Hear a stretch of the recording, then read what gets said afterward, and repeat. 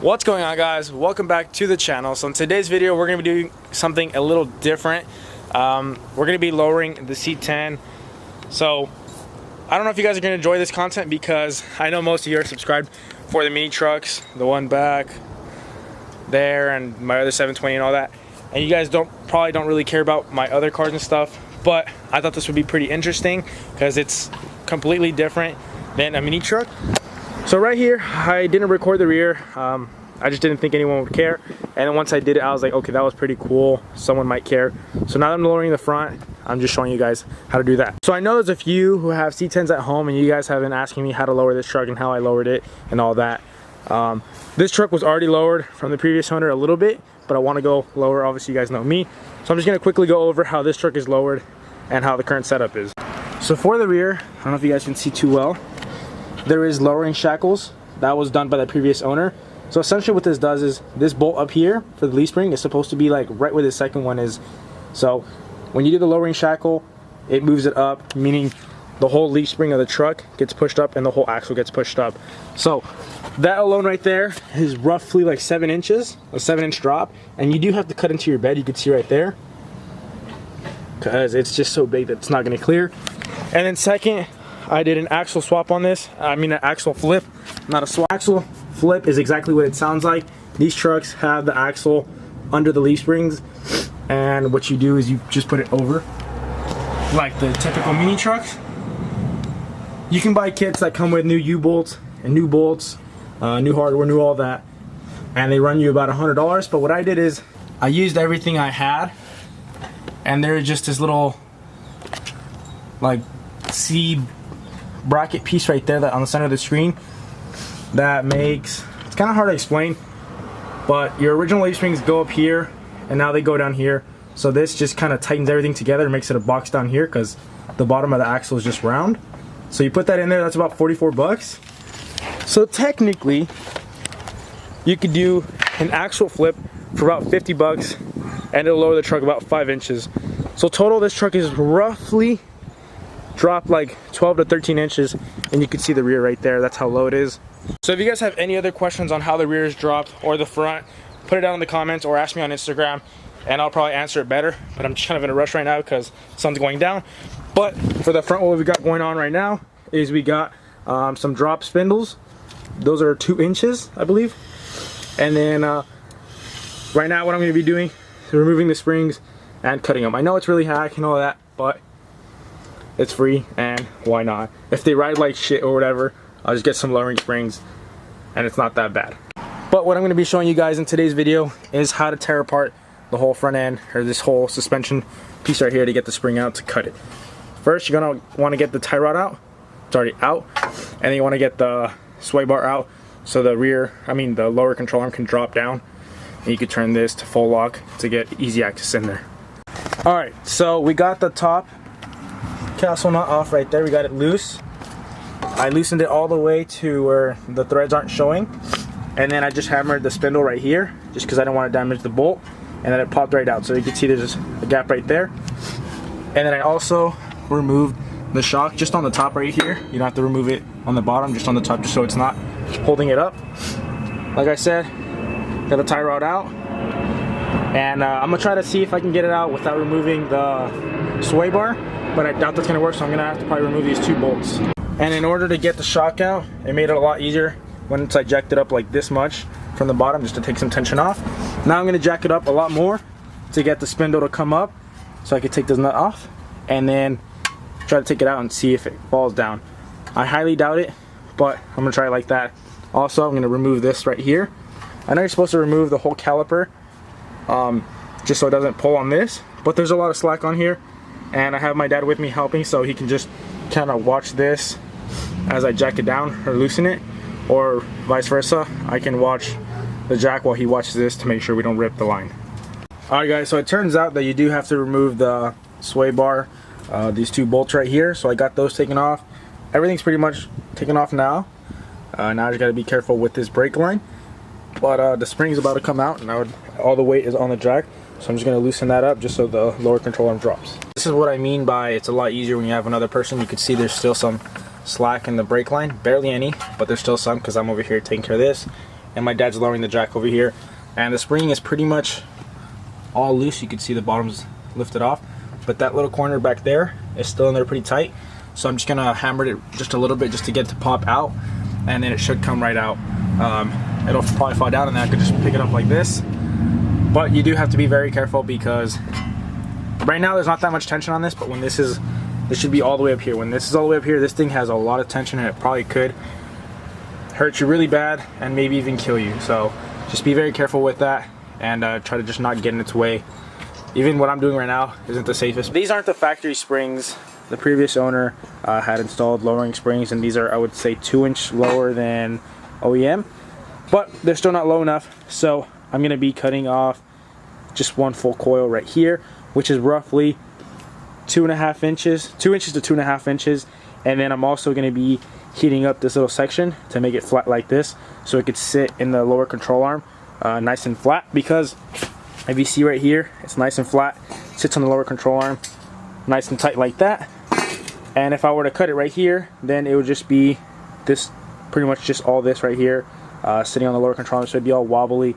So that's why I'm going to be cutting it right here. That should drop it about 2 to 2.5 inches, and then I'm going to heat it up around this area, maybe like 4 inches back. Heat this up with a torch, and then squeeze it right here. Get this to be kind of bow up like this pretty much, and then that should give me roughly a 3-inch drop. I'm just doing 3 inches for now, just to see where the truck sits, because the current tire and wheel setup I have is 17s with, I believe, a 60 wall. So they're pretty big tires, and I do have some 15-inch wheels in there. I'm going to be throwing on some 15x10s, kind of like that old school style look. Not really a big tire, just a little ram with a little girthy tire. So like I said, I'm going to be cutting that about 3 inches, throwing it back in the truck, and then seeing how low it is. And if it's not low enough, then I could always cut some away. I just rather cut a little bit and be safe than sorry, rather than cut it up too much and have to buy new ones and then cut those and all that.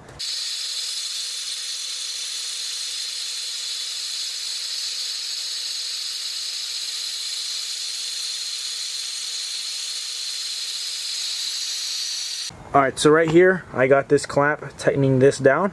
Just be careful, because this might fall out, but it's on there kind of tight right now. And I'm gonna get this torch. You can get this at any Home Depot or AutoZone, wherever. And I'm just gonna heat it up about 4 inches back, so around right here. I'm gonna heat this up and then slowly tighten this to get this to kind of bend up and get this same flat shape that was right here, I should say.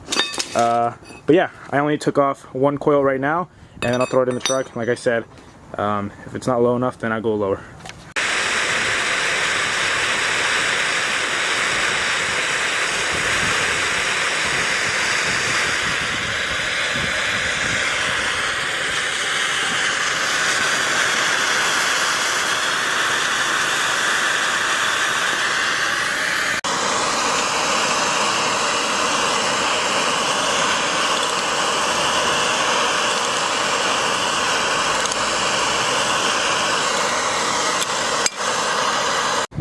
Alright, so we're about to get this spring pulled out.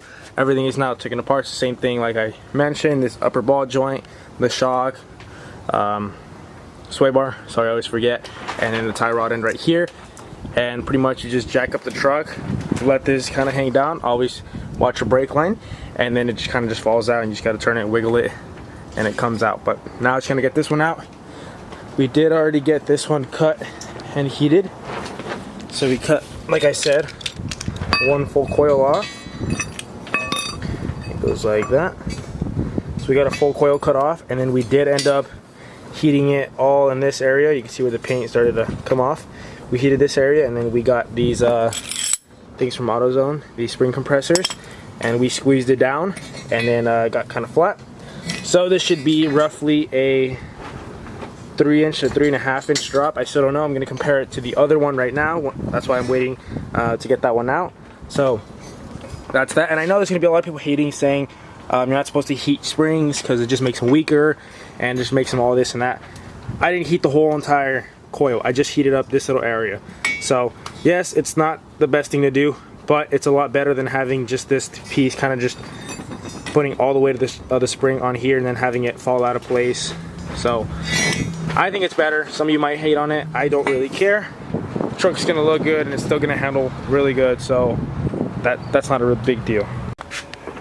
All right, so we got the spring out right here. I'm just gonna put it side by side just to show you guys roughly how much it is. It's about right, so you can see. It's just simply one coil, and then with heating it up, it's almost like a coil and a half, I guess you want to call it. Now it's time to reassemble everything. We already got this side all put together. You can't really see how high it is right now. But now we're in the process of throwing this spring back in. Same exact process of removing everything, just reverse obviously. But once right now, when we throw all this side back on and we lower it down, then I'll show you guys that. Alright guys, so the truck is now on the ground and it's sitting pretty darn perfect. I haven't driven it yet, but I do think the front is going to be a little bit lower than the rear, just because of the fact that it looks level right now and the driveway is inclined like this. So most of the weight of the truck, like the center of gravity, is kind of pushing the back down. At least that's how it is with my other cars. When I put my that car on the driveway like reversed, the front is like fender to lip and the back comes up the ground just because of the like how gnarly the angle is. And two, the front tires are 255 55s and on the rear they're 255 60s. So I know that's a tiny bit, but they are different brands, so these are quite smaller than the rear, so that's why it looks a lot lower in the rear, but it's going to be pretty level. And then like I said, once I drive it on the street, it's going to lower itself a little bit, and I think it's going to give it that nice muscle truck rake like this. It's not going to be anything crazy like that, but just a little bit of rake. I think it's going to be perfect. So right now I'm just going to tighten up all the lug nuts and then drive it up and down the street, put some fresh gas in it because it hasn't had any fresh gas, but it's really low now. Like it's literally, it's up to like my belt line, so that's a crazy difference because before it was like to my chest. So it did drop a lot. Now it's to drive it, I guess, and see if I ruined it or if it's still pretty good.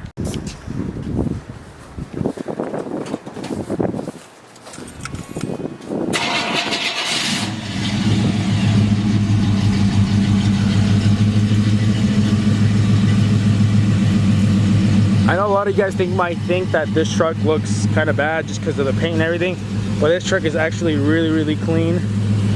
As you can see, the interior, I know it's kind of a mess, but it's literally like in mint condition. 47K original miles. This thing is super clean.